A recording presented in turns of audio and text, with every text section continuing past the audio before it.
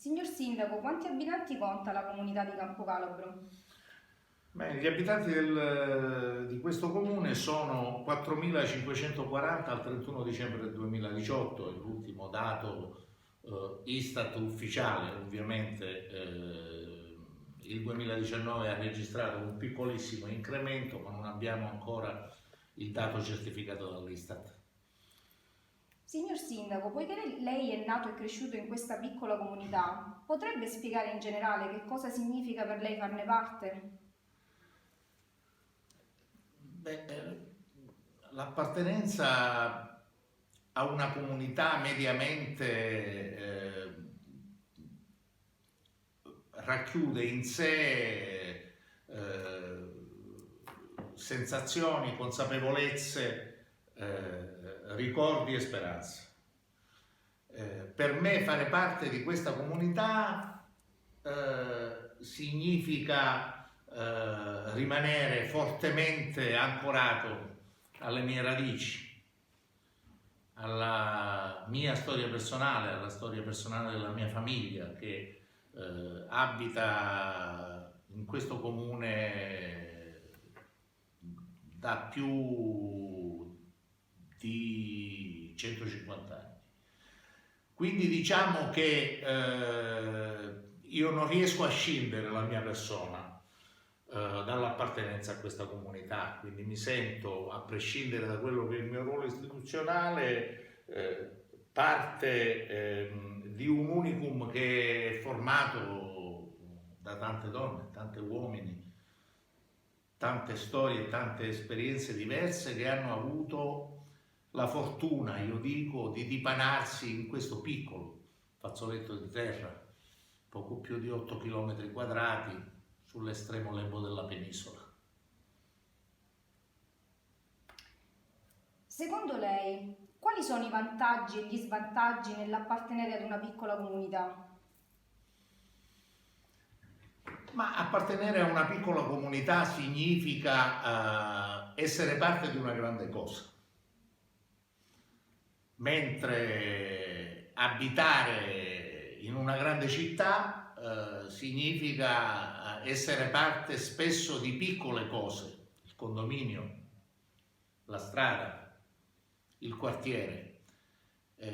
Chi fa parte di una piccola comunità assume a tutto tondo la conoscenza di ciò che avviene. Noi ci conosciamo tutti, ciascuno ha un nome e un volto immediatamente riconoscibile, e quindi questo è il dono più prezioso che possa essere fatto ad una persona che abita in un piccolo comune o che comunque fa parte di una piccola comunità che però contiene in sé tutti gli elementi del vivere civile e della vita quotidiana. Quindi condividiamo tutti le stesse scuole, le stesse strade, le stesse piazze, condividiamo gli stessi luoghi pubblici, condividiamo lo stesso cimitero. È il luogo dove tutti siamo nati, o almeno tutti quelli della mia età. Poi, come dire, l'evoluzione della vita e della sua qualità ha portato a contare oramai sulle dita della mano le persone che sono nate a Campocalabro. Io sono fra queste, sono orgoglioso, sono nato in una casa di via Garibaldi, schiacciata proprio a ridosso del torrente Carnevale, quindi l'essere addirittura nato e la certezza che, salvo diverse vicissitudini della vita, sarò sepolto in questo luogo mi dà un senso di sicurezza e di protezione. Questo io credo sia alla fine il significato profondo dell'appartenenza ad una piccola comunità. Ti senti sicuro e ti senti protetto perché le persone con le quali ti relazioni spesso sono stati tuoi compagni di scuola, con i loro figli, con i loro nipoti, per cui è come vivere in un bozzolo che ti protegge, e questo diciamo che è in qualche maniera il vantaggio. Lo svantaggio, diciamo che non c'è se non corri il rischio di rinchiuderti dentro questo bozzolo e rinunci ad aprirti al mondo, alle sue novità, alle sue contraddizioni, alle sue provocazioni. Quindi vivere dentro una piccola comunità, in una dimensione di apertura al mondo e di cittadinanza globale, io credo che sia un'esperienza che tutti dovrebbero avere la fortuna di fare. Purtroppo non è possibile per motivi demografici. Signor Sindaco, i giovani campesi sono costretti a lasciare il paese in cerca di lavoro altrove? Se sì, che tipo di impatto questa perdita ha e avrà nella sua comunità? Questa è una grave cesura per il futuro della nostra comunità. Quando una comunità perde i suoi figli migliori e le energie più giovani, è inevitabilmente destinata al declino. E quindi non è solo un fatto demografico, anche perché devo dire che Campocalabro, l'altro giorno guardavo i dati Istat, è un comune che ininterrottamente, oramai da decine di anni, vede incrementare la sua popolazione. Quindi noi non abbiamo una flessione in termini di popolazione, ce l'abbiamo probabilmente in termini di energie, in termini intellettuali.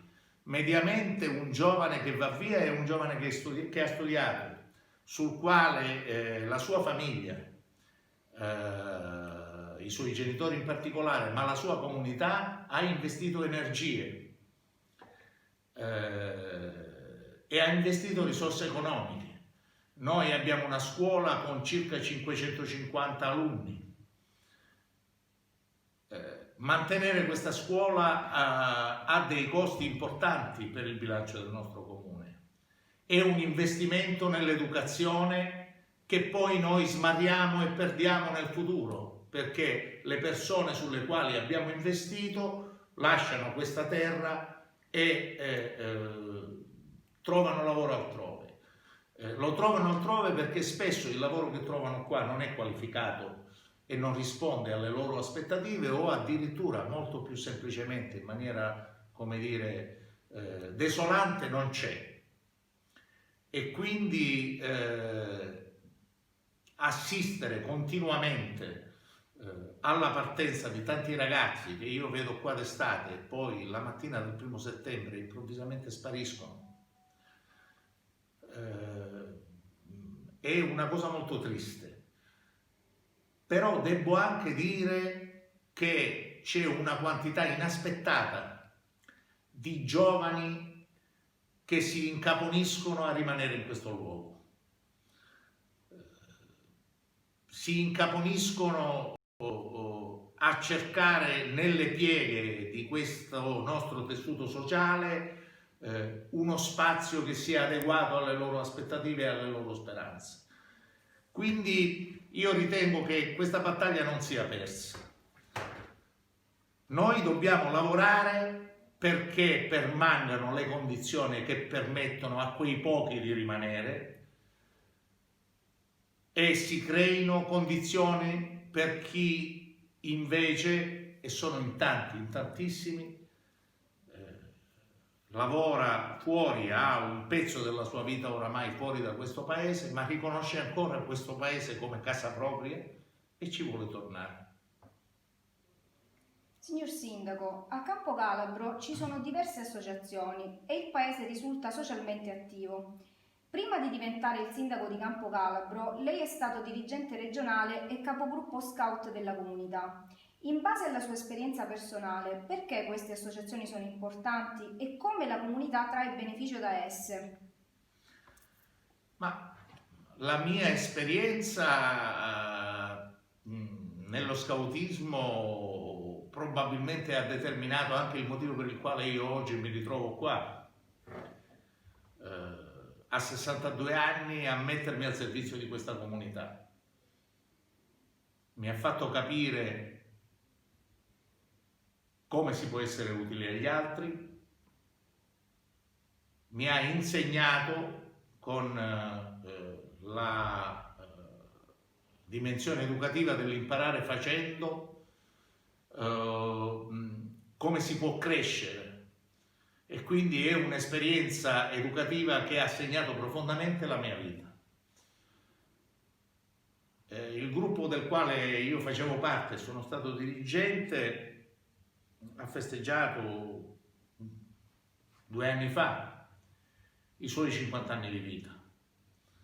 E se io penso a quanti giovani, a quante donne, a quanti uomini hanno vissuto l'esperienza dello scautismo, se devo fare un bilancio, penso che questo nostro paese, questa nostra comunità è stata segnata profondamente da questa esperienza, della quale sono orgoglioso di aver rappresentato solo un pezzettino. Ma l'esperienza dello scautismo non è la sola che ha animato negli ultimi 70 anni, perché Campocalabro compirà i 70 anni della propria autonomia il prossimo 11 di febbraio, questo paese. C'era un gruppo di giovani negli anni 50 che hanno vissuto un'esperienza educativa e culturale, credo, unica nel suo genere, in una piccola comunità, come la chiamavamo prima.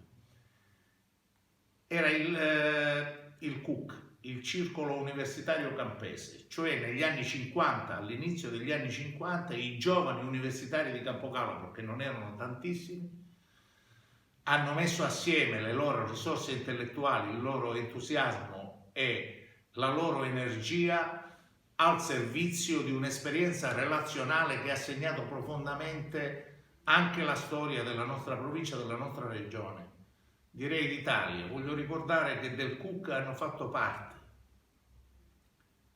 il giudice Antonino Scopelliti, il compianto giudice Antonino Scopelliti, assassinato dalla mafia, nostro testimone di impegno civile, il professore Girolamo Cotroneo, direttore della facoltà dell'Istituto di Filosofia, della facoltà di Storia e Filosofia dell'Università di Messina, e tanti altri professionisti che hanno illustrato il nostro paese nel mondo. Per cui la dimensione associativa è una dimensione che ha fatto crescere queste persone e ha dato loro le energie e la motivazione per rappresentare se stessi e la terra dalla quale provenivano anche in giro per il mondo.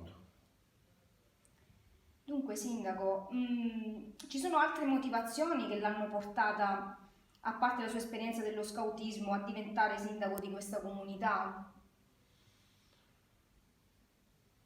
L'unico motivo per il quale io ho dato la mia disponibilità ad accettare la candidatura a sindaco per ben 2 volte, nel 2012 e nel 2017, è stato esclusivamente il desiderio di restituire alla mia comunità ciò che io ritengo di avere ricevuto in termini di crescita, in termini di formazione umana e di formazione professionale, in termini di senso di appartenenza. C'è un momento nella vita di ciascuno nel quale bisogna restituire tutto ciò che ti è stato dato. Lo si può fare in vari campi, io l'ho fatto per molti anni nel campo del volontariato, ho pensato che era necessario, assieme ad un gruppo di persone che sentivano questa stessa esigenza, perché nessuno riesce a costruire esperienze politiche di impegno civile così complesse da solo, perché il tempo degli uomini soli al comando è finito, che era arrivato il momento perché risorse intellettuali ed umane, intelligenze ed energie venissero messe al servizio della modernizzazione di questo paese, al servizio di valori fondamentali che vanno rimarcati e sottolineati, quali quelli della trasparenza e delle buone pratiche amministrative e dell'efficienza. e insieme abbiamo cominciato questa avventura. Io credo che una persona che è arrivata come me, oramai al culmine della sua carriera professionale e ad un punto molto avanzato della propria vita, io ho superato i 60 anni, non possa che avere altre motivazioni che non quella della gratitudine, della riconoscenza e dell'obbligo della restituzione. Non mi sembra che io possa essere nelle condizioni di ricavare alcunché di utile, se non la soddisfazione del lavoro ben fatto dall'esercizio di questa carica. Signor Sindaco, qual è la parte più difficile nel gestire ufficialmente una piccola comunità? È quello di contemperare la gratitudine con il governo. Essere sindaci di un piccolo comune significa non spegnere mai il telefono, essere perennemente sollecitati alla risoluzione di problemi, spesso piccoli, ma che si scontrano con difficoltà tecniche, organizzative e amministrative. Certe volte è forte la tentazione di sostituirsi agli uffici, di prendere il telefono e provvedere direttamente alla risoluzione del problema.